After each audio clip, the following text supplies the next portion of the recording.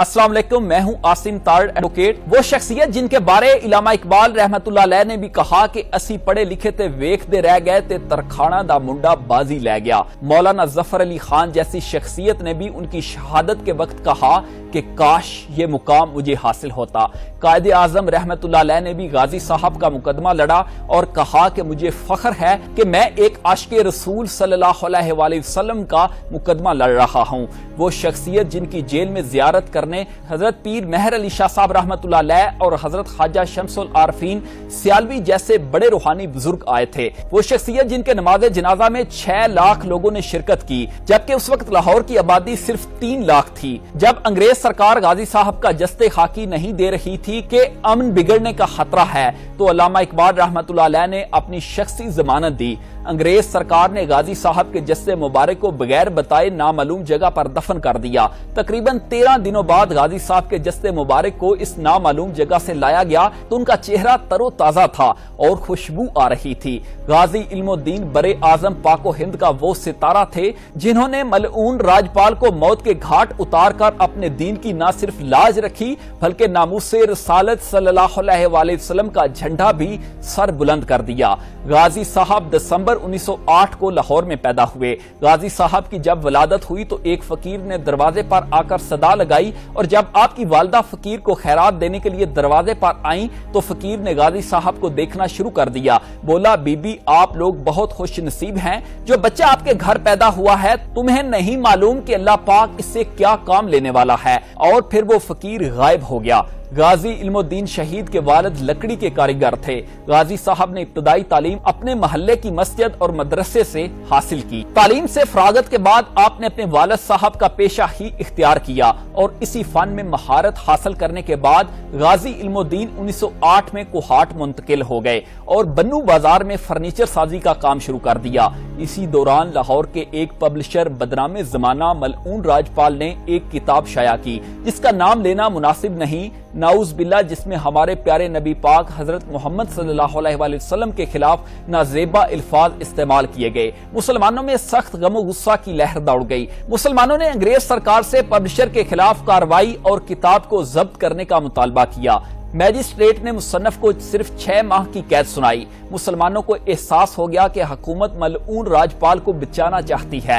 लाहौर के गाजी खुदा बख्श ने 24 सितंबर 1928 को इस गुस्ताख को निशाना बनाया, लेकिन राजपाल अपनी जान बचाने में कामयाब हो गया। गाजी खुदा बख्श को 7 साल के लिए जेल में बंद कर दिया गया। फिर गाजी अब्दुल अजीज ने भी राजपाल पर हमला किया, लेकिन राजपाल बच गया। मलऊन राजपाल इन हमलों के बाद खौफजदा हो गया था।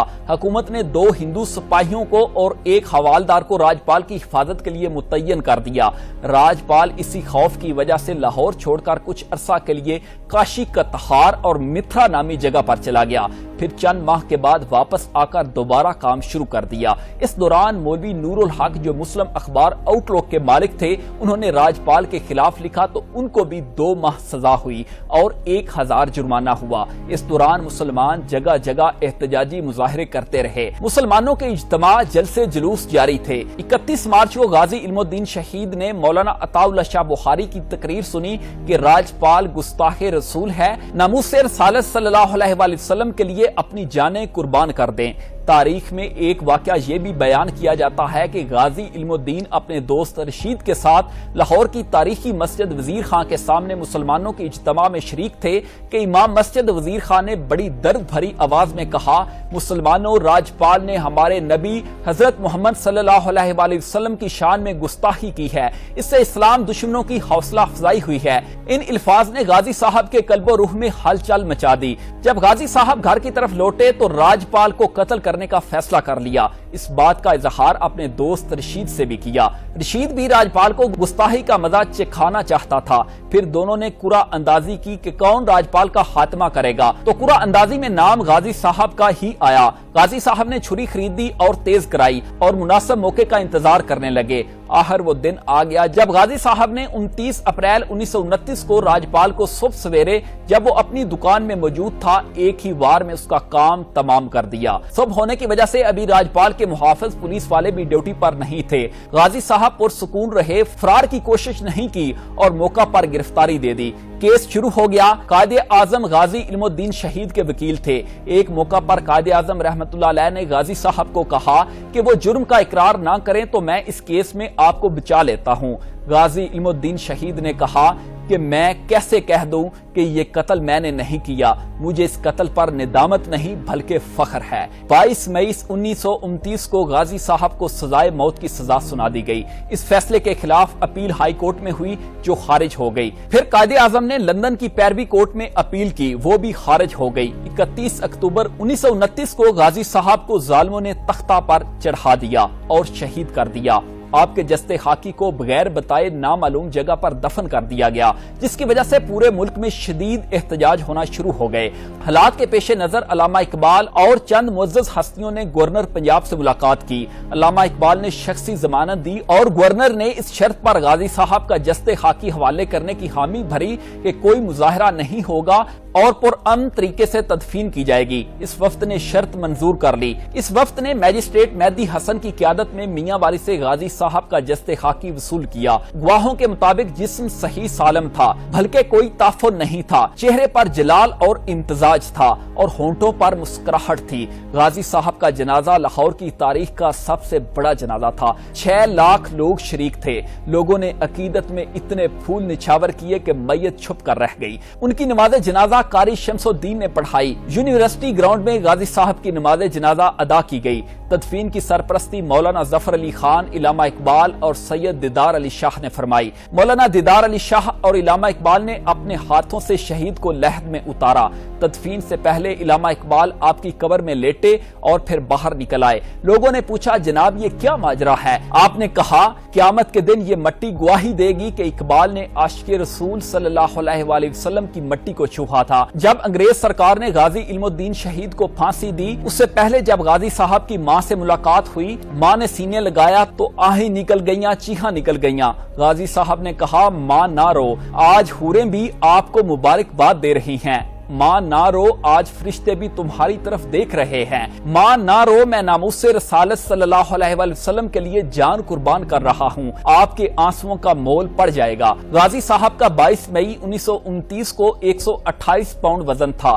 پھانسی کا مجرم جتنا دلیر ہو اس کا وزن کم ہوتا ہے، لیکن یہاں انوکھی دنیا کی مثال تھی۔ شہادت کے دن غازی علم الدین شہید کا وزن 140 پاؤنڈ تھا۔ عبداللہ وارڈن اس طرح بیان کرتا ہے، 31 اکتوبر 1929 کو جب غازی علم الدین شہید کو پھانسی ہونا تھی، اس سے ایک روز پہلے میں حسب معمول غازی صاحب کی کوٹھڑی کا پہرا دے رہا تھا۔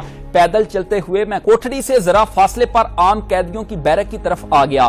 مڑ کر کیا دیکھتا ہوں کہ غازی صاحب کا کمرہ خوبصورت اور دلکش روشنیوں سے بھر گیا ہے۔ میں یہ سمجھا کہ شاید غازی علم الدین شہید نے اپنے کمرے کو آگ لگا لی ہے۔ اتنے میں کیا دیکھتا ہوں کہ نور کا ایک بادل ہے جو تیزی سے آسمانوں کی طرف چلا گیا۔ چنانچہ میں بھاگم بھاگ غازی کی کوٹھڑی کی طرف بھاگا۔ اندر گیا تو کیا دیکھتا ہوں کہ پورا کمرہ بہترین اور مسحور کن خوشبوؤں سے معطر اور منور تھا۔ غازی رحمت اللہ علیہ حالت سجدہ میں زاروں کی طرح رو رہے تھے۔ تھوڑی دیر بعد اٹھے تو میں نے ان کی قدم بوسی کی اور خود بھی بے اختیار رونا شروع کر دیا۔ پھر میں نے عرض کیا غازی صاحب یہ کیا ماجرا تھا؟ غازی صاحب نے کوئی جواب نہ دیا۔ میں نے پھر عرض کی کہ غازی صاحب آپ یہ اہم راز اپنے سینے میں لے کر نہ جائیں اور اس واقعہ کی تفصیلات ضرور بتائیں۔